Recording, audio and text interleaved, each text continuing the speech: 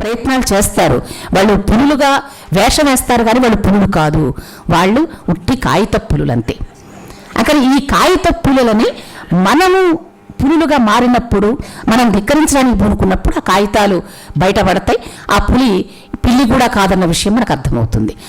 అక్కడికి ఆడవాళ్ళ ఆలోచనని పంపించేటువంటి ఒక ప్రయత్నం రామలక్ష్మి గారు చాలా సమర్థవంతంగా చేశారు.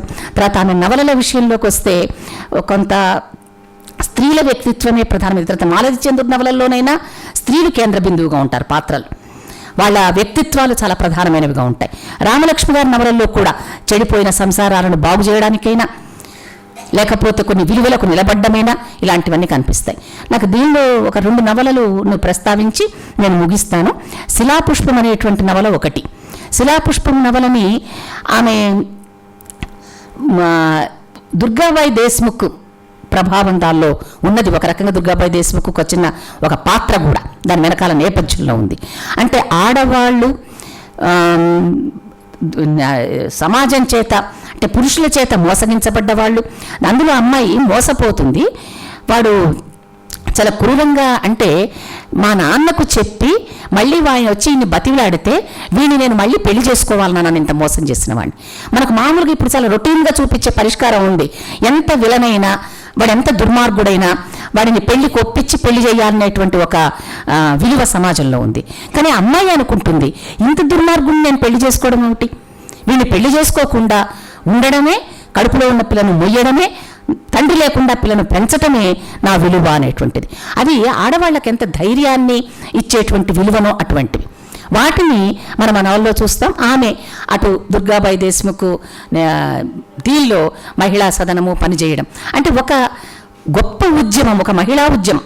ఆ మహిళా ఉద్యమంతో ఒక మహిళా శక్తిని ఆమె మేల్కొల్పడంలో సమకాలపు ఉద్యమాన్ని తీసుకోవడం, స్త్రీలకి ధైర్యం చెప్పడం, రెండింటిని కలగలిపి రాసినటువంటి పద్ధతి ఆ శిలాపుష్పం నవల. అట్లాగే ఇంకొక నవల చెప్పాలంటే, ఇంతకుముందు చెప్పారే అన్నలారా నా తప్పేమిటి. అన్నలారా నా తప్పేమిటి అంటే మనకు సమాజంలో హింస అనేటువంటిది ఆర్థికమైనటువంటి అధికారం ఎట్లా హింసకు కారణమవుతుంది, ఆర్థికమైనటువంటి వైరుధ్యాలు ఎట్లా హింసకు కారణమవుతాయి. ఆ నవజీవన సంస్థతో ఆమెకున్న పరిచయం ఆ నవలకి వస్తువైంది. దానిలో ఆవిడ పనిచేసినటువంటి విధానం ఆ నవలకు వస్తువైంది. అందువల్ల రచయితకు కావలసిందేమిటి, రచయితకి ఒక సామాజిక అనుభవం ఉండాలి. అంటే ఒక వ్యక్తిగతమైనటువంటి అనుభవం ఉంటుంది.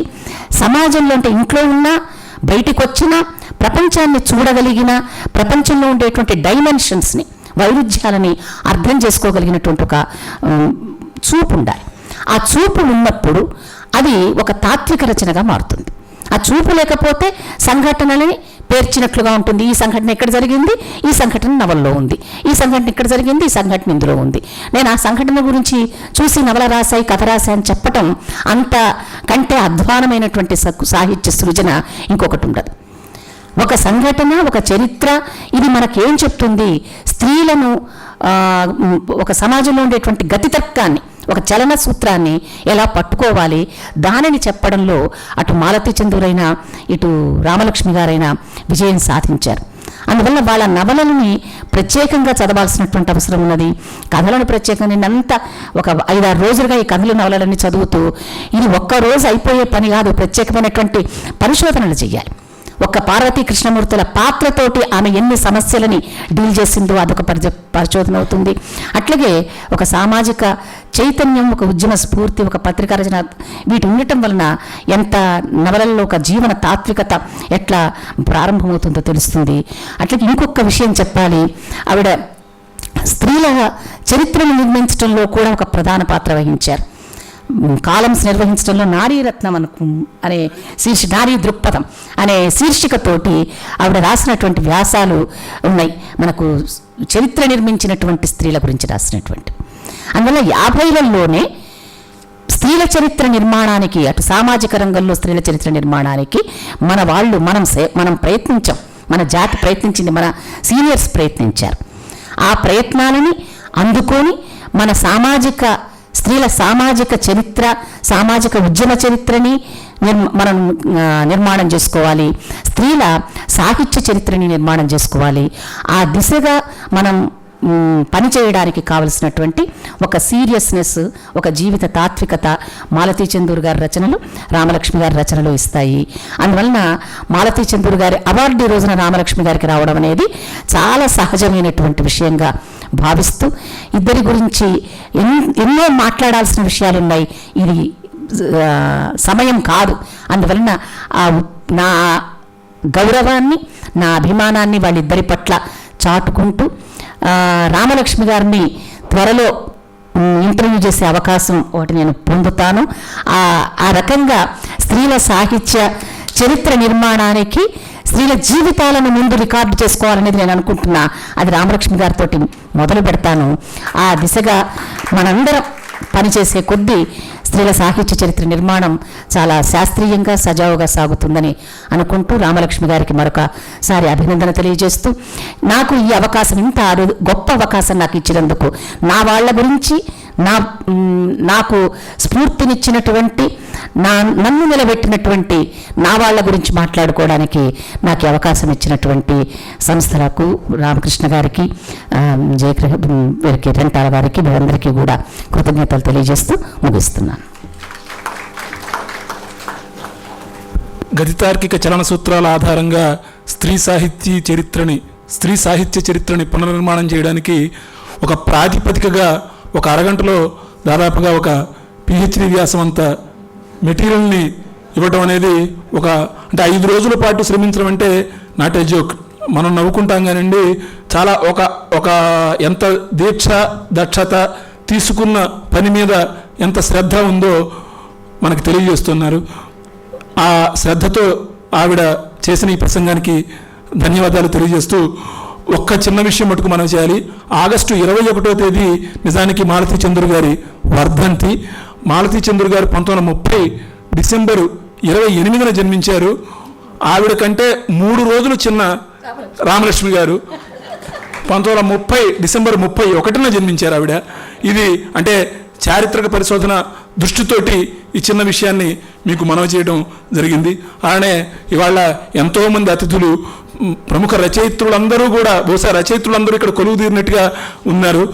ఇప్పుడు రచయిత్రులందరినీ ఇలా కొలువు తీర్చడానికి గడిచిన 3 రోజులుగా ఒక అంతర్జాతీయ తెలుగు రచయిత్రుల సదస్సును నిర్వహిస్తున్నటువంటి, హ్యూస్టన్లో నుంచి ఇక్కడికి వచ్చి హైదరాబాద్కి వచ్చి నిర్వహిస్తున్నటువంటి వంగూరి చిట్టనరాజు గారు ఇవాళ ఈ సభాంగణానికి విచ్చేశారు.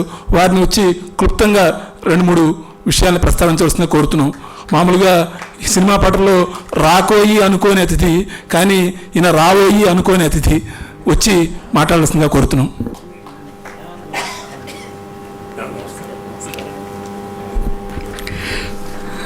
సభకి నమస్కారం. ముందుగా రామలక్ష్మి గారికి, ఆచార్య సత్యనారాయణ గారికి, ఆయనకి ఏకలవ్య శిష్యుడు నేను రావికొండలరావు గారికి, మా కాత్యాయని గారికి, సభ్యులందరికీ కూడా ఇవాళ నాకు మహా ఆనందంగా ఉండడానికి 4 కారణాలు ఉన్నాయి. ఏది ఎక్కువ తక్కువ అని చెప్పకూడదు, అని చెప్పి సమాన కారణాలని అనుకుందాం. మొట్టమొదటి కారణం మాలతీ చందూర్ గారితో నాకున్న ఆత్మీయ అనుబంధం. ఆవిడ హాస్యస్ఫూర్తి గురించి 1-2 వాక్యాల తర్వాత చెప్తాను. రెండో కారణం రామలక్ష్మి గారు. 2004లో న్యూజెర్సీలో మేము 4వ అమెరికా సాహిత్య సదస్సుకి రామలక్ష్మి గారు ప్రధాన అతిథిగా వచ్చారు. ఆ రోజుని ఆవిడకి జ్ఞాపకం ఉందో లేదో తెలీదు. విజయలక్ష్మి ఒకసారి ఉండమని నేను మాట్లాడుతున్నాను. ఓకే, మాట్లాడుతున్నాను, నేను తగాలి. రామలక్ష్మి గారికి జ్ఞాపకం ఉందో లేదో తెలియదు. 2004లో న్యూజెర్సీలో 4వ అమెరికా తెలుగు సాహిత్య మీరు ప్రధాన అతిథులుగా వచ్చారు. ఇక 3వ కారణం, ఇవాళ ఇక్కడికి రావడానికి నాకు ఆత్మీయ మిత్రులు యార్లగడ్డ లక్ష్మీప్రసాద్ గారు తప్పకుండా రా అన్నారు, లేకపోతే నాకు తెలిసి ఉండేది కాదు. 4వ కారణం చాలా చిన్న కారణం. ఒక 6-7 సంవత్సరాల క్రితం ఇదే వేదిక మీద నాకు హాస్యరచనకు గాను ధర్మనిధి పురస్కారం ఇచ్చారు తెలుగు యూనివర్సిటీ వారు. మామూలుగా పథకం శాల్వాతో సరిపెట్టకుండా 11,000 రూపాయలు ఇచ్చారు. అది చాలా సంతోషించవలసిన విషయం. మాలతీ చంద్ర గారి గురించి మూడు మాటలు చెప్తాను. నా మొట్టమొదటి కథల పుస్తకం అమెరికా కామెడీ కథలు మద్రాసులో మాలతీ చందూర్ గారు ఆవిష్కరించారు. ఆ పుస్తకం పట్టుకెళ్ళి ఆవిడకి ఇచ్చాను. ఇస్తే ఆ బొమ్మ చూసి ఒకరు ఎవరేసారు, బాపుయేనా అన్నారు. అవునండి బాపు గారే వేశారన్నాను. నీ సభకి పిలిచావా అన్నారు. పిలిచానండి. ఏమన్నాడు? వస్తా అన్నాడండి. అయితే రాడు. నువ్వు చూస్తూ ఉండు, సభ ప్రారంభానికి 10 నిమిషాల ముందు ఫోన్ చేస్తాడు బాపు, ఏదో వచ్చిందంటాడు, రాడు. సరిగ్గా అలాగే 10 నిమిషాల ముందు బాపు గారు ఫోన్ చేసి, రాజుగారు చాలా ఇబ్బందిలో ఉన్నానండి, నేను రాలేను అంటే రాలేను. అంటే మాలతీ చంద్రుని గారి దానికి. రెండోది, ఆవిడ నేను అమెరికా కనీసం 6 సార్లు ఆహ్వానించాను. ప్రతిసారి కూడా నేను ఆహ్వానం పంపించడం, లేకపోతే ఫోన్ చేయగానే ముందు చందూర్ గారు ఆన్సర్ చేసేవారు. ఆయనకి ఎక్స్ప్లెనేషన్ చెప్పుకోవడానికి 1 గంట పట్టేది. నా ప్రవర్ చెప్పుకోవాల్సి వచ్చి ప్రతిసారి కూడా. చెప్పుకున్నాక అయితే మాలత మాట్లాడుతుంది అని మాలత గారికి ఇచ్చేవారు. ఆవిడ నేను రాను అమెరికా, ఎన్నిసార్లు చెప్పాలి నీకు, బుద్ధిగా లేదా అని చాలా చాలా కోపపడేవారు. చంద్రుడు గారు వారం తర్వాత ఒక చిన్న కార్డు రాసేవారు. మీ ఆహ్వానానికి చాలా కృతజ్ఞతలు, మేము ఎప్పుడు విమానం ఎక్కలేదు, ఎక్కాం, మరో మార్గం ఏమైనా ఉంటే చూడు, అలా రాసి ఆ జాగృతి పత్రిక కూడా పంపించేవారు చంద్రుడు గారు. 6వసారి అని జ్ఞాపకం నాకు. ఏమైనా సరే మీరు రావాలి అని పట్టుబట్టాను. నా గురుగారితో చెప్పాను, లక్ష్మీప్రసాద్ గారితో. ఆవిడ మాలతీ చంద్రుడు గారు, నువ్వు అన్నిసార్లు అడుగుతున్నావు కదా, వస్తానులే, కానీ ఒకటే కండిషన్ అన్నారు. చెప్పండి, ఏమిటి కండిషన్ ఏమిటన్నాను. నాతో పాటు నా కొడుకు కూడా రావాలన్నారు. ఈ కొడుకు ఎవరు అనుకున్నాను. అదే ఏటగా లక్ష్మీప్రసాద్ కూడా వస్తే కానీ నేను రాను. అది అప్పుడు ఆవిడ చెప్పిన మాట. రాలేకపోయారు, అది వేరే సంగతి. ఆఖరిది, లోక్నాయక్ ఫౌండేషన్ వారి మొట్టమొదటి అవార్డు నాకు తెలిసి మాలతీ చంద్ర గారికి ఇచ్చారు. ఎప్పుడో 15 ఏళ్ల క్రితం ఎప్పుడో. ఆ తర్వాత 10 ఏళ్ల పాపం ఆయన అమాయకుడు లక్ష్మీప్రసాద్ గారు 2013లో అవార్డు నాకు ఇచ్చారు. నాకు ఇవ్వగానే ఇస్తున్నారని తెలియగానే మాలతీ చంద్ర గారికి ఫోన్ చేశాను. ఏమిటి నీకు ఇచ్చాడా అవార్డు అన్నారు. అవునంటున్నాను. అయితే నాది వెనక్కి ఇచ్చేస్తాను. అది ఆవిడ సెన్స్ ఆఫ్ హ్యూమర్. ఇలా మీతో పంచుకునే అవకాశం రావడం చాలా చాలా ధన్యవాదాలు. ఆఖరి క్షణంలో వచ్చి వేదిక మీద చాలా సంతోషం. హాస్యరచనలు చేయడమే కాదు, హాస్యరసపూరితంగా ప్రసంగించడంలోనూ వారి నైపుణ్యాన్ని చూపించారు. అలానే ఇప్పుడు ప్రముఖ నటులు ఆరుద్ర గారి కుటుంబంతో సన్నిహిత సంబంధాలు అన్నటువంటి శ్రీ రావికొండరావు గారు. ఎందుకంటే బహుశా 3 విభాగాల్లో ప్రభుత్వం నుంచి నందులు అందుకున్న ఏకైక వ్యక్తి తెలుగు జాతిలో ఆయనే. ఒకటి సినిమా నటుడిగా బంగారు పంజరంలో అనుకుంటాను, తర్వాత సినీ కథా రచయితగా బాపు గారి పెళ్లి పుస్తకానికి, ఆ తర్వాత ఆయన ప్రాథమికంగా జర్నలిస్ట్ కూడా కాబట్టి 25 ఏళ్ల పాటు విజయ చిత్ర పత్రికకి సంపాదకత్వం వహించిన వ్యక్తి కాబట్టి ఆయన తన అనుభవాలు జ్ఞాపకాలతోటి బ్లాక్ అండ్ వైట్ అని చెప్పేసి ఒక పుస్తకం రాస్తే ఉత్తమ సినీ రచన కింద దానికి కూడా అవార్డు దక్కింది ఆయనకి. అంటే 3 నందులు 3 విభిన్నమైనటువంటి విభాగాలు అందుకున్నారు. బహుశా ఇంతకుముందు ఎవరు లేరు, ఇక తర్వాత కూడా వస్తారనేది నాకైతే నమ్మకం లేదు. అటువంటి విశిష్టమైన వ్యక్తి. ఆరుద్ర గారిని మిమిక్రీ చేయడంలో చాలా అద్భుతమైన పరిజ్ఞానం. తెలుగు మాస్టర్ కింద కూడా చాలా చక్కగా మిమిక్రీ చేస్తారు. వారు తన ప్రసంగంతో అలరిస్తారు.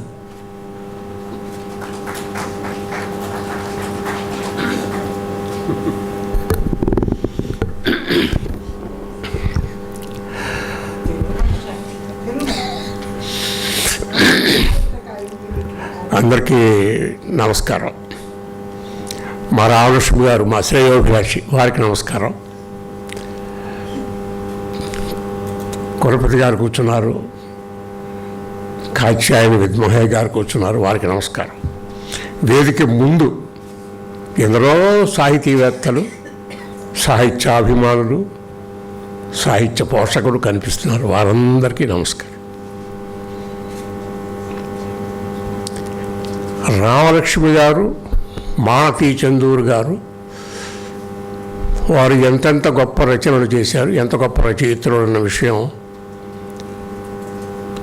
కాత్యాయని విద్మహయ్య గారు బాగా విశ్లేషించి మనకు చెప్పారు. తక్కిన వాడు కూడా మాట్లాడారు. నేను దాని సంగతి ఎత్తను. వీళ్ళిద్దరు వ్యక్తిత్వాలు ఏమిటి, వీళ్ళ స్వభావాలు ఏమిటి అన్నదే నేను మాట్లాడదలుచుకున్న విషయం.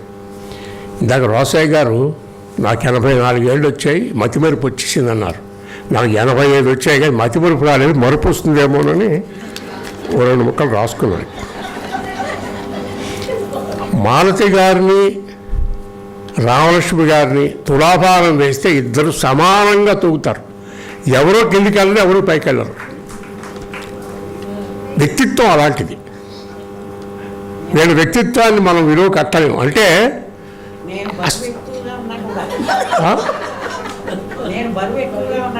బరువు కాదు నేను అంటాం, వ్యక్తిత్వం చెప్తున్నా. మీ బరువు ఆవిడ బరువు కాదు, ఆవిడ సన్నగా ఉండొచ్చు కదా, అది వేరే విషయం. రామలక్ష్మి గారిని ఎప్పుడు కలిసినా చెప్తాను. మాలతి గారిని మెడ్రాసు రేడియో స్టేషన్లో ఫస్ట్ టైం కలుసుకున్నా. అప్పటికే నేనేమో రచనలు అవి చేస్తున్నాను తెలుసు. ఆ తర్వాత పరిచయం అయింది. ఎందుకంటే అలాంటి వాడితో పరిచయ భాగ్యం కలగడం మా అదృష్టం.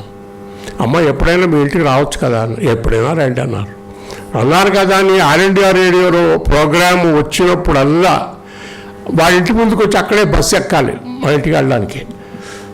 బస్సు ఎప్పుడు వస్తుందో తెలియదు.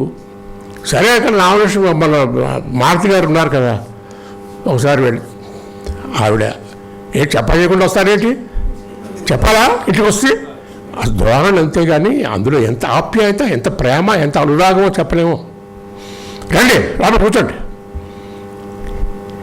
ఇది కసిరినట్టు కాదు, అది అంతే. అదొక అంటే ఆప్యాయతలు అభిమానాలు ఒరకపోయడంలో అదొక దారి. అలాగే మాట్లాడేవారు. అక్కడ ఏదో పెట్టేవారు, అమ్మ వద్దాం తినండి, ఇదిగో శారదగా సాక్ష్యం, తినండి చెప్తున్నాను తినండి, అలా మాట్లాడేవారు.